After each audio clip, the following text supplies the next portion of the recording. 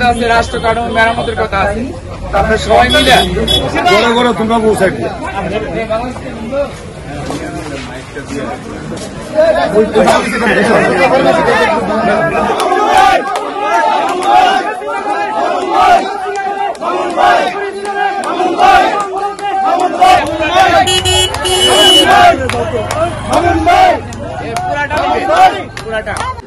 আমাদের স্বপ্নবাজ নেতা তারেক রহমান অনেক আগে ঘোষণা করেছিলেন।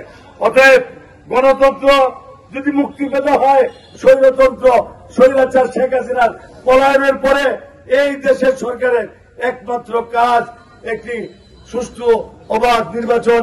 যে নির্বাচনে আমাদের পাবনী আনন্দ এবং যে মুরাদ বিদা অত্যন্ত প্রফেশনাল সাংবাদিক, তারা আমি আপনাদের মাধ্যমে রাষ্ট্রের সর্বোচ্চ জায়গায়, যিনি আগামী দিনের রাষ্ট্রের যারা সর্বোচ্চ জায়গায় বিএনপি যারা মনোনয়ন দিবেন, ওনাদেরকে এই নাসিরনগরের চিত্রটি আপনারা তুলে ধরবেন।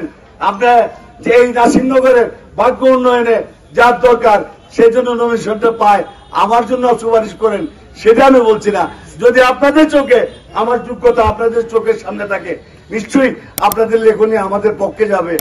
আপনারা ন্যায়ের পক্ষে থাকবেন। 31 দফা মেরামত কোনটাকে করতে হয়? যে রাষ্ট্রটা ধ্বংস হয়ে যায়, যে রাষ্ট্রটা ফ্যাসিস্ট হাসিনা 17 বছরে ধ্বংস করে দিয়েছে।